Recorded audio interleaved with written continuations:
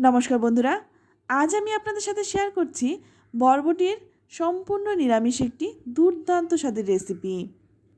বরবটি তো অনেক রকমভাবে খেয়েছেন, দেখুন তো এই রকমভাবে কখনো খেয়েছেন কি না।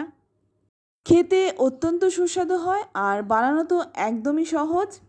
যারা বরবটি খেতে অপছন্দ করেন তাদেরও কিন্তু ভীষণ ভালো লাগবে। আর এটা ভাত, রুটি, পরোটা যে কোনো কিছুর সাথে খেতে পারবেন। খেতে অত্যন্ত সুস্বাদু হয়। চলুন তাহলে দেখে নেওয়া যাক। তো রান্নাটা করার জন্য এখানে নিয়েছি কচি দেখে 250 গ্রামের মতো বরবটি। এবার এই বরবটিগুলোকে আমি কেটে নিচ্ছি। বরবটিগুলোকে 1 আঙুল লম্বা করে কেটে নিচ্ছি। তো আপনারা দেখে বুঝতেই পারছেন আমি কিন্তু বরবটিটাকে একদম ছোট করে কাটিনি, একটু লম্বা লম্বা করেই বরবটিগুলো কেটে নিলাম। আমি আমার পছন্দ অনুযায়ী বরবটিগুলো কেটে নিয়েছি, আপনারা কিন্তু আপনাদের পছন্দ অনুযায়ী বরবটিগুলো কেটে নেবেন। আমি রান্নাতে আলু দিয়েছি, তবে যারা আলু খেতে অপছন্দ করেন তারা কিন্তু আলুটা বাদ দিয়ে শুধুমাত্র বরবটি দিয়েও রান্নাটা করতে পারেন। তো এবার আমি আলুর খোসাগুলো ছাড়িয়ে নিচ্ছি। এখানে আমি 2টো আলু নিয়েছি, আপনারা কিন্তু আলুর পরিমাণটা কমিয়ে বাড়িয়ে নিতে পারেন। আমরা যেভাবে আলু ভাজা কাটি তার থেকে একটু মোটা করে আলুটাকে কেটে নিচ্ছি। একদম মোটাও না, আবার একদম কিন্তু পাতলা করেও আলুটা কাটছি না। তো দেখুন আমি কিন্তু এই রকমভাবে আলুগুলোকে কেটে নিলাম।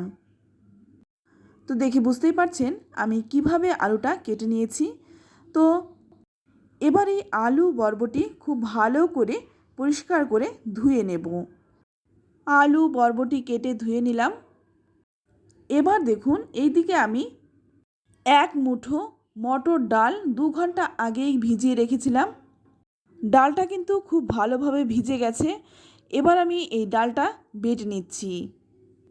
আমি ডালটা শিলেই বেটে নিচ্ছি, তবে আপনারা চাইলে মিক্সিতেও বেটে নিতে পারেন।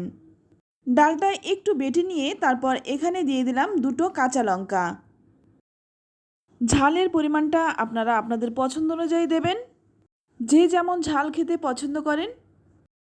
এইভাবে রান্না করলে গরম ভাতে প্রথম পাতে খেতে বেশ ভালো লাগে, আর রুটি পরোটা এর সাথেও কিন্তু কম যায় না। আমি কিন্তু গরম ভাত দিয়ে খেয়ে দেখেছিলাম, খুব ভালো লেগেছিল। আর রুটির সাথেও খেয়ে দেখেছিলাম, সেটাও কিন্তু খুব ভালো লেগেছিল। তো ডালটা বেটে তুলে নিলাম। এবার সম্পূর্ণ রান্নাটা করার জন্য অপরদিকে কড়াই গরম করে নিয়ে এর মধ্যে দিয়ে দিলাম সর্ষের তেল। আজকের রান্নাটা আমি সর্ষের তেল দিয়ে করছি, তবে আপনারা যে তেল খেয়ে অভ্যস্ত সেই তেলে রান্নাটা করতে পারেন। তেলটা গরম হয়ে গেলেই এর মধ্যে দিয়ে দিলাম সামান্য একটু লবণ। তারপর দিয়ে দিলাম কেটে রাখা বরবটিগুলো। প্রথমেই আমি বরবটিটা ভেজে নেব। তাই সম্পূর্ণ বরবটিগুলোই দিয়ে দিলাম। তো ভালো করে নেড়েচেড়ে নিয়ে এবার আমি এর মধ্যে দিয়ে দিচ্ছি সামান্য একটু হলুদ গুঁড়ো। এই হলুদটা দিয়ে খুব ভালো করে নেড়েচেড়ে 3-4 মিনিট সময় নিয়ে বরবটিটাকে ভেজে নেব। বরবটির মধ্যে যে একটা গন্ধ থাকে সেটা কিন্তু অনেকেই পছন্দ করে না, তাই খুব ভালো করে যদি বরবটিটাকে ভাজা হয় তাহলে কিন্তু সেই গন্ধটা থাকে না। তাই বরবটিটাকে একটু ভালো করে ভেজে নিচ্ছি। তো বরবটিটাকে ভালো করে ভেজে এবার তুলে নিচ্ছি। তো বরবটিটা ভেজে তুলে নিলাম। এবার ওই তেলের মধ্যেই দিয়ে দিচ্ছি কেটে রাখা আলুগুলো। তো কেটে রাখা সবগুলোই আলু দিয়ে দিলাম। এবার ঢাকা দিয়ে দিয়ে আলুগুলোকে ভাজবো।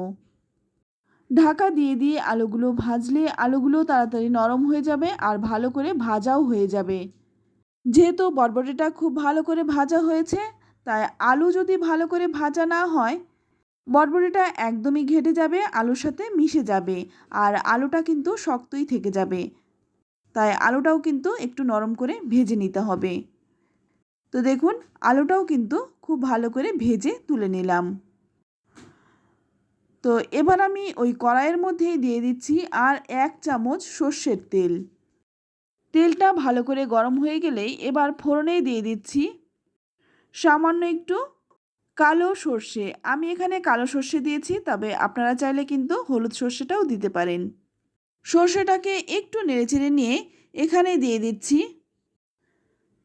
খুব সামান্য একটু হিং। তবে কারো যদি হিংয়ের গন্ধটা অপছন্দ থাকে কিংবা হিং খেতে বারণ থাকে, সেক্ষেত্রে কিন্তু হিংটা আপনারা স্কিপ করতে পারেন। তো এবার দেখুন ফোড়নটাকে একটু ভালো করে ভেজে নিয়ে তারপর যে ডালটা আমি বেটে রেখেছিলাম সেই ডালটা দিয়ে দিচ্ছি। এবার ডালটাকে কিন্তু খুব ভালো করে ভেজে নিতে হবে। ডালের মধ্যে কাঁচা একটা গন্ধ থাকে, সেটা যাতে না থাকে, তাই ডালটাকে কিন্তু খুব ভালো করে ঝুরঝুরে করে ভেজে নেব। তো দেখুন আমি কিন্তু ডালটাকে 2-3 মিনিট সময় নিয়ে হালকা আঁচে ভেজে নিয়েছি। ডালটা যখন ভাজবেন তখন কিন্তু গ্যাসের আঁচটা কমিয়ে দিয়ে তারপর ডালটা ভাজবেন, নইলে কিন্তু ডালটা পুড়ে যাবে। একটু সাবধানে ভাজবেন আর অনবরত কিন্তু নাড়াচাড়া করে ডালটা ভাজবেন। যারা একটু শুকনো খেতে পছন্দ করেন তারা কিন্তু এইরকমভাবে খেতে পারেন। ডালটা যখন ভালো করে ভাজা হয়ে যাবে তারপর এর মধ্যে দিয়ে দিলাম ভেজে রাখা আলু আর বরবটিটা। আলু আর বরবটিটা দিয়ে ভালো করে ডালের সাথে নেড়েচেড়ে মিশিয়ে নিয়ে তারপর এর মধ্যে দিয়ে দিচ্ছি স্বাদ মতো লবণ আর দিয়ে দিচ্ছি খুব সামান্য একটু হলুদ গুঁড়ো, আর স্বাদটা ব্যালেন্সের জন্য দিয়ে দিলাম 1 চামচ চিনি। চিনিটা অবশ্যই দেবেন, চিনিটা দিলে স্বাদটা ব্যালেন্স হবে, খেতে ভালো লাগবে। আর যারা একটু শুকনো খেতে পছন্দ করেন তারা কিন্তু এই রকমভাবে খেতে পারেন। যেহেতু আলু বরবটি আগেই ভালো করে ভেজে নিয়েছি তাই সেদ্ধ না হওয়ার কোনোই চান্স নেই, এইভাবেও খাওয়া যায়। আর আমি এখানে একটু দিয়ে দিলাম জল, কারণ এটা একটু মাখো মাখো করব। এখানে আমি দিয়ে দিলাম 1 গ্লাস জল। জলটা দিয়ে খুব ভালো করে নেড়েচেড়ে একটু মিশিয়ে নিচ্ছি, যাতে ডালটা কোনো রকমভাবে ডালা পাকিয়ে না থাকে। তো ভালো করে নেড়েচেড়ে মিশিয়ে নিয়ে তারপর গ্যাসের আঁচটা লো টু মিডিয়ামে রেখে ঢাকা দিয়ে রাখবো 5-6 মিনিট।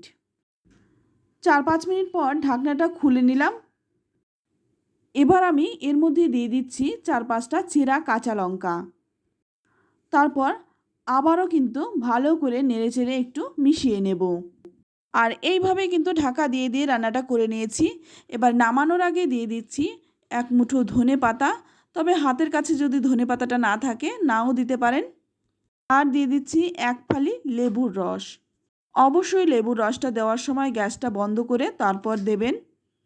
ধনে পাতাটা না দিলেও চলবে, তবে অবশ্যই কিন্তু লেবুর রসটা দেবেন। চটপটে স্বাদ হয়, খেতে ভালো লাগে। লেবুর রসটা দিয়ে ভালো করে নেড়েচেড়ে মিশিয়ে নিয়ে তারপর এখানে দিয়ে দেব 1 চামচ কাঁচা সর্ষের তেল। সর্ষের তেলটা দিয়ে জাস্ট একটু নেড়েচেড়ে ঢাকা দিয়ে রাখবো যতক্ষণ না পরিবেশন করব। তো বন্ধুরা আমি একটু পরিবেশন করে দেখিয়েও দিচ্ছি এটা দেখতে কতটা সুন্দর হয়েছে। এটা দেখতেও যেমন সুন্দর, খেতে তো ভীষণ ভালো হয়। তবে আমার মুখের কথায় নয়, আপনারাও একবার হলেও রান্নাটা করুন, তারপর খেয়ে আমাকে কমেন্টে লিখে জানান খেয়ে আপনাদের কেমন লাগলো। ভালো লাগলে অবশ্যই লাইক কমেন্ট শেয়ার করবেন। আর রেসিপিটি দেখে যদি আপনার ভালো লেগে থাকে আর আপনি যদি আমার চ্যানেলে নতুন হয়ে থাকেন চ্যানেলটা সাবস্ক্রাইব করে নেওয়ার অনুরোধ রইল। আর এই রান্নাটা কিন্তু যে কোনো নিরামিষ দিনে করতে পারেন। গরম ভাত বলুন, রুটি পরোটা যে কোনো কিছুর সাথে খেতে ভীষণ ভালো লাগে।